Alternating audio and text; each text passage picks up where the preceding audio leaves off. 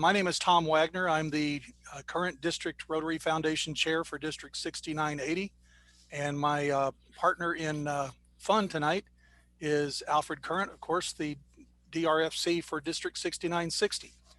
Now, the purpose tonight for us in our time with you is to give you the tools. It's more like a train the trainer. It's to give you a presentation and a lesson that you can turn around and give to your president-elects. So keep that in mind as we go through this, that as we constructed this and put this together, it was not necessarily for the things that we thought you needed, but it was to give you the tools to be able to turn around and give this to the president-elects. We find that president-elects typically, as they come into office in their club, for the most part, know very, very little about the Rotary Foundation. But of course, that could also be said about a lot of Rotarians that have been in Rotary for a long time. We may have given to it for a long time, but we really know very, very little about how it's constructed, about how it works, and how to maximize the power that it gives to us. So what we wanted to give to you tonight was a very simple presentation that would be easy for you to turn around and give to your president-elects and make it easy for them to remember, something that they could grasp a hold of and use as the foundation for the learning that they will get in future lessons. There's going to be plenty of other opportunities in the near future as you're holding district breakouts, as they go to PETS1, as they go to your district assembly and training. There's going to be lots of opportunities for them to learn much, much more detail about the Rotary Foundation.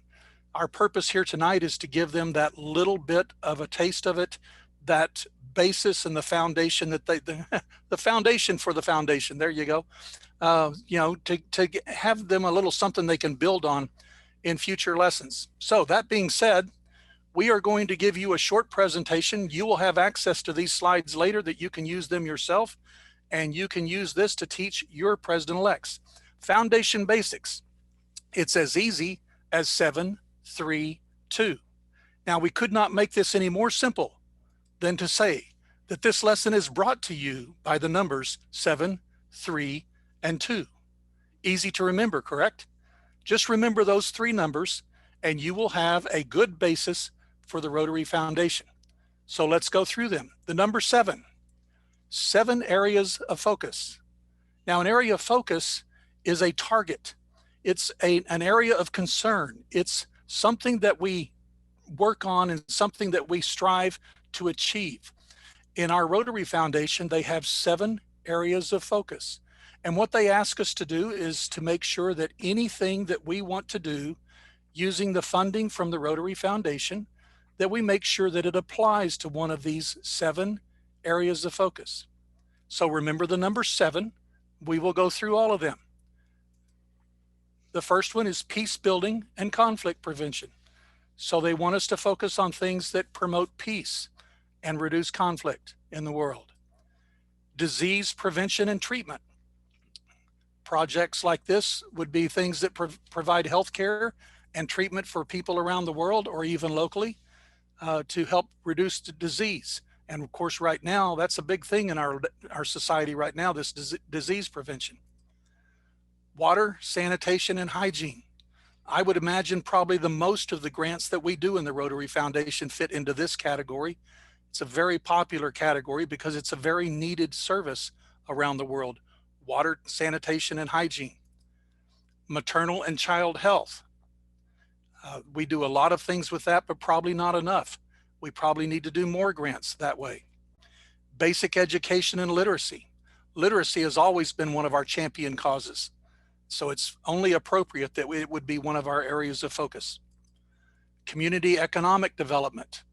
Going in and helping depressed areas, increasing their economy, helping people get a job or create an industry in which they can make a living. And then our newest area of focus is supporting the environment.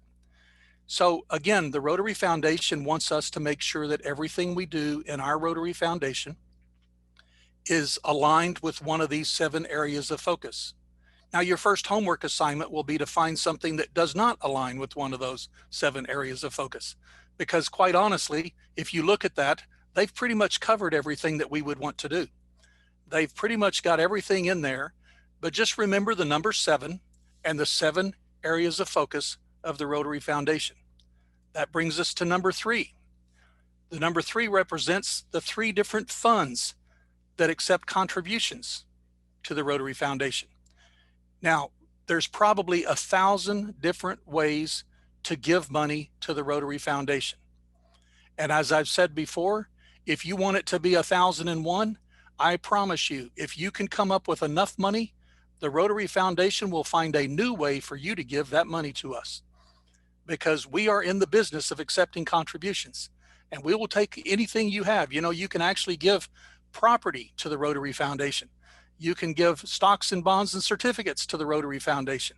Any way we can accept contributions, we'll figure out a way to do it. But for the most part, there are 3 funds set up to accept contributions in the Rotary Foundation. They are the annual fund. This is the fund of support for today.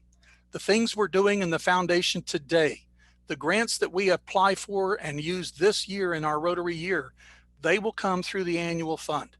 That's where that money will be given to provide for that. We also have the endowment fund. That's exactly what it says it is.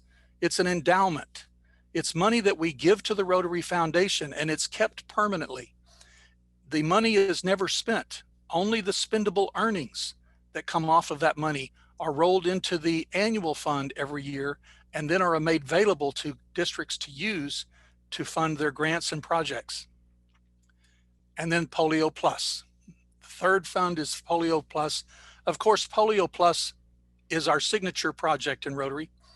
This has been our signature project for some 30 plus years now, where we have taken a disease that once ravaged the world, and now we have it down to just a tiny little speck on the globe where we're still fighting it.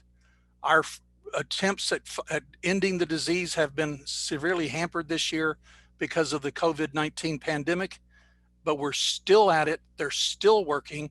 They are still going out, even in the midst of all of this, and immunizing children. And we will someday see the end of that disease, as well as maybe we'll see the end of some other diseases, who knows. But we are definitely going to see the end of Polio Plus. Rotary is going to be there till the end, and we are going to finish that drive that we started way back in the late 80s.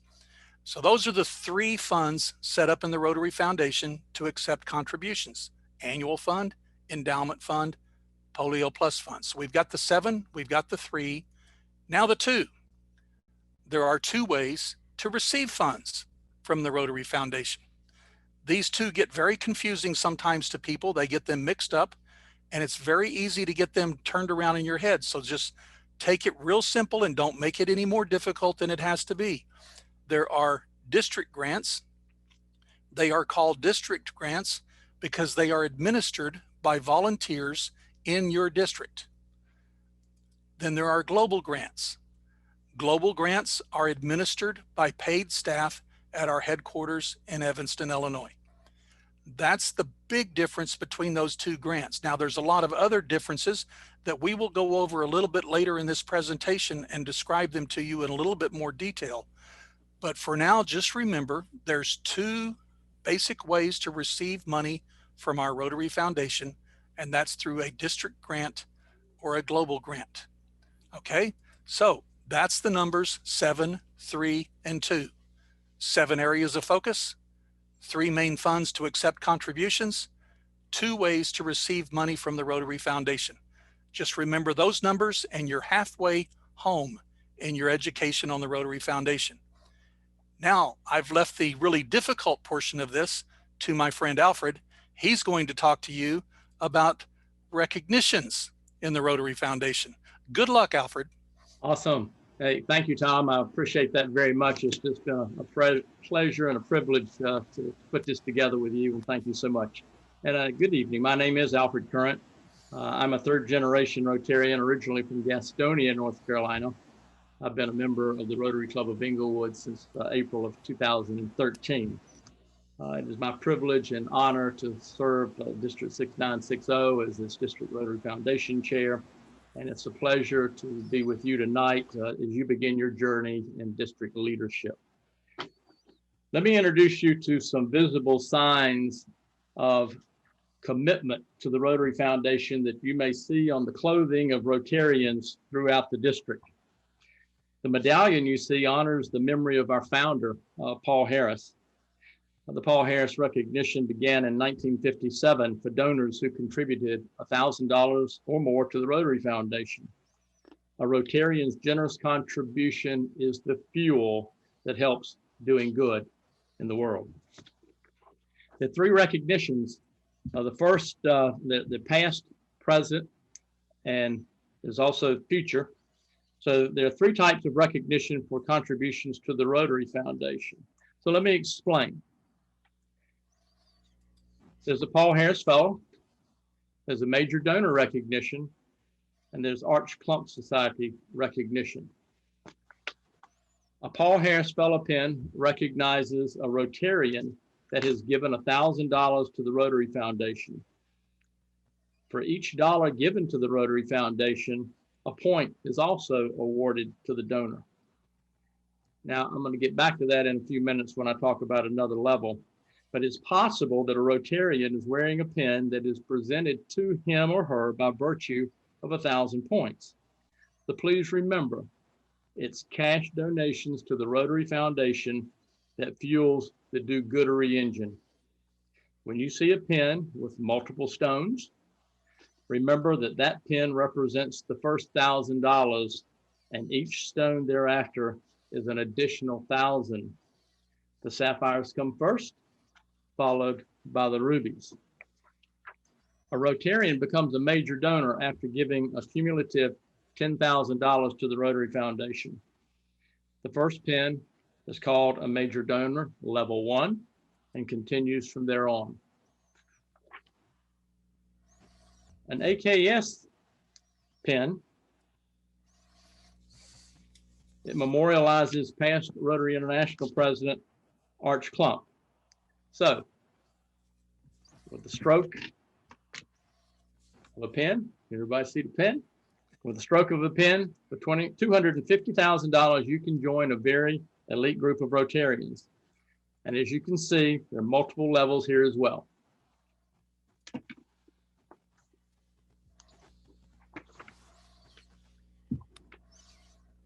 There are two future recognitions. There's being a benefactor and a bequest society. The Rotary Foundation recognizes two future levels of those contributions. The first, the benefactor has a chevron that can be worn with a Rotary pin. Leaving a legacy of $1,000 through proper estate planning will help the Rotary Foundation in the future. The bequest society requires only a $10,000 gift, and that's when you leave the planet. So these contributions are very easy to structure. And as you can see, there are multiple levels there as well.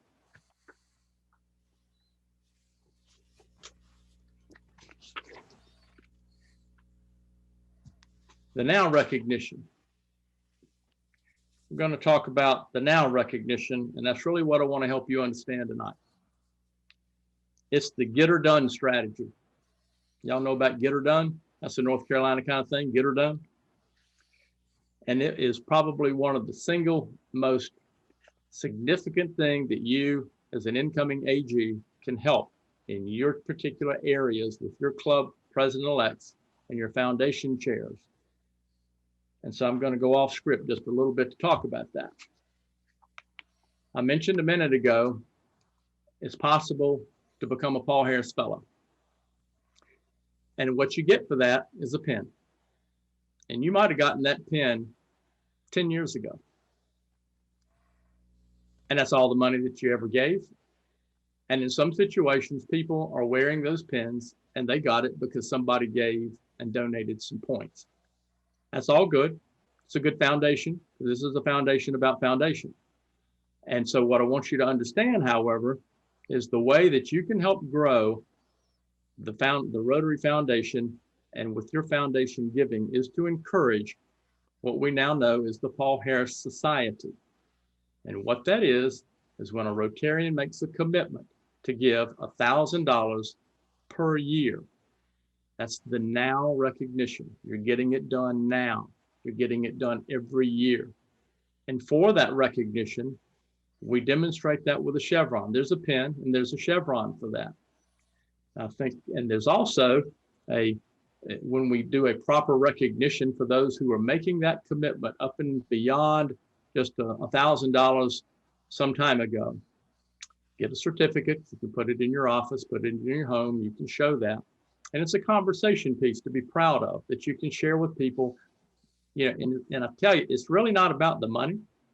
You know, the foundation is not about the money.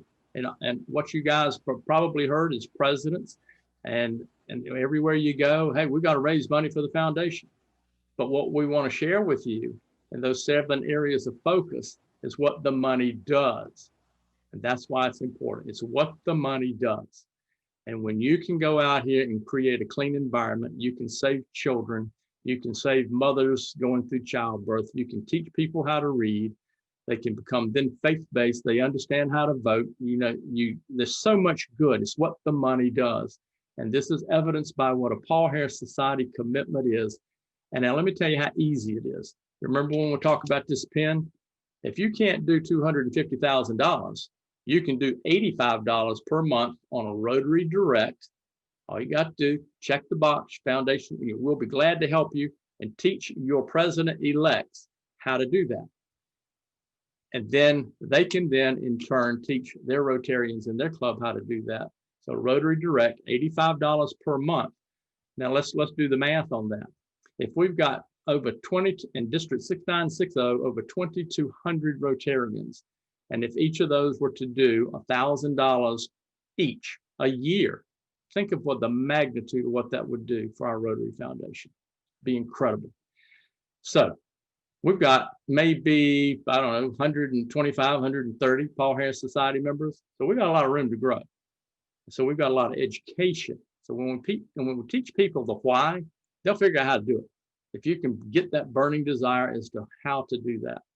So this is really the doing it now process. So keep that in mind. And one of the things as an incoming AG, I've been in your shoes, that what you have to do is to share with your club president, get the club president to make the commitment, put their goals in Rotary Club Central and let them do it. And when they do it, they're going to get their club to do it. And that's going to be a totally awesome kind of opportunity. All right, let's see what else we got. I think, Tom, I think that's pretty much about doing it now. I hope we've done you okay and what you expected tonight. And so I'm going to let you take it from there and we'll move on. Thanks, Alfred. Yes, you know, so far tonight we've talked about 7, 3, and 2, the basics of the Rotary Foundation. So you know how the foundation is structured. And then we talked about the recognitions for the Rotary Foundation, which is a very important part and sometimes very confusing part of our Rotary Foundation. But you now have a basic handle on that. Go back now to the most important part, okay? Giving to the Rotary Foundation is great. It is wonderful. Getting the recognitions and being able to wear that pin proudly when you go to Rotary meetings and to district meetings, that is a fantastic thing too. But the real joy of the Rotary Foundation is getting money back from the Rotary Foundation, going and doing something with it. So let's talk again about those 2 ways to receive. We talked about district grants and global grants. Let's talk for just a moment as we end this presentation about the difference between those 2. Remember what I told you before. The main difference to remember here is that district grants are called district grants because someone in the district is taking care of it. Global grants are global grants because the headquarters, the worldwide headquarters, is taking care of it. That's the easiest way to remember the big difference between these 2 grants. Now, since the district grants are the ones that are being done by volunteers, they tend to be the smaller grants. They tend to be local grants, but they can be international grants and activities. But they have local decision making with broader guidelines. It's easier to do a district grant than it is to do a global grant. Because they don't have a minimum budget, we usually see them being applied to smaller projects. But They, just like any other grant, have to include active Rotarian participation. When you teach this, make sure people understand the Rotary Foundation is not in the business of writing checks to give to other organizations. They want to do grants. They want to do projects. They want Rotarian participation in their projects. These district grants still adhere to the same stewardship guidelines of any other grant from the Rotary Foundation. We make sure that all the money that's given to a grant is actually spent the way it was supposed to be spent. We make sure that every dollar that was given to do good in the world actually does good in the world. And that's very important to the Rotary Foundation and should be very important to all of us. These grants must demonstrate cultural sensitivity. We cannot take foundation money and go into a community that's different from ours and try to force them to do things our way. They have to demonstrate cultural sensitivity and make sure that we're actually doing something to benefit the community in which we are performing that project. And they have to align with the foundation's mission. And the foundation's mission is very broad and very easy. It basically says that the Rotary Foundation is there to fund Rotarians to go and do good in the world. And so as long as you're doing something that aligns with that mission, you can apply that to a district grant. Every district, because they administer these, every district will have its own guidelines on how to do that. So we won't cover any of that tonight because you will get that in a future lesson. In future training, we will go over the actual way that you administer those within your district.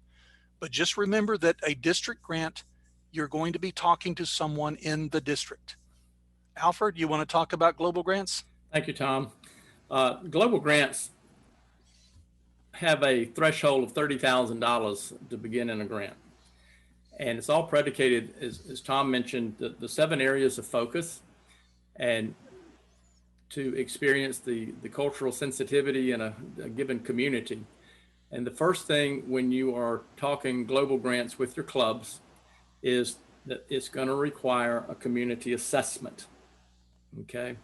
And so once it aligns with an area of focus, the community assessment is done because that's going to be paramount for what Rotary International is going to judge this on. That if it doesn't make sense, then they will reject the grant. So that's what you really need to understand. If you write that down, it needs a community assessment. It's got to take care of a good need. And here's one of the interesting things that we found in District 6960. We have a club that says, hey, I think we're going to go over and do this in another community, and this is the project we want to do. And so they had the belief that they could change something that they saw that in America that they wouldn't tolerate. But once they did the community assessment, they found out that there was actually a different need, and that's what they ended up going with. So be cognizant of that. Also, like a district grant, it's hands-on. You know, it's a little more tricky because you've got to deal with folks in another part of the world. Oftentimes, they don't have internet connections. They have a different time zone. So it might be 3 o'clock in the morning, our time, and in the afternoon, their time, and trying to get them there. So, but you got to include community and Rotary participation. And it's a good thing when people are doing grants to get the stakeholders within that community if you're going to do it offshore, somewhere in the world. Global grants have to strengthen knowledge, improve skills, and take care of resources. And it has to be sustainable.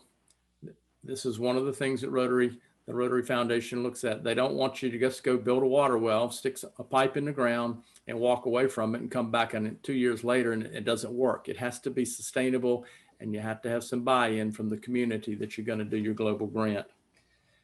You also have to have some measurable results, and that's part of doing the community assessment. It will force you to say, if we do this, then this is what we expect.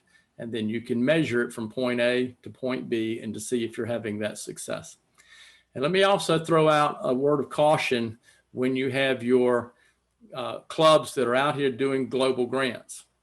Any of those clubs that have grants into play right now, be sure that their reporting is up to date, because otherwise, if you don't do that and don't take care of your paperwork, Rotary International will cut your foundation spigot off, and you will not get any money until you fix it.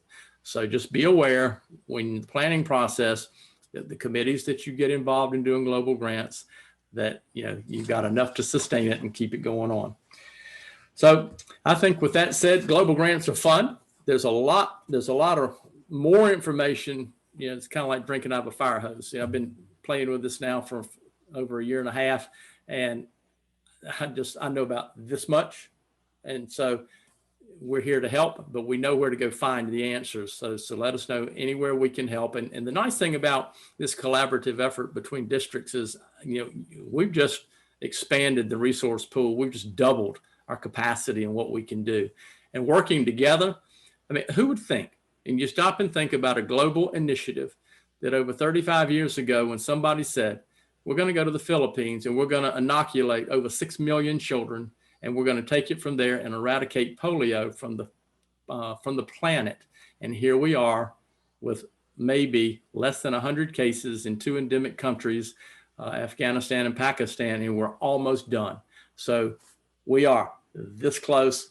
You guys are the linchpin for making this happen in 2 districts that could very easily push us over the top with the funds that we need to have. So congratulations. And I know you guys are going to be awesome, and I'm cheering for you. So be good. With that, Tom, I'm done.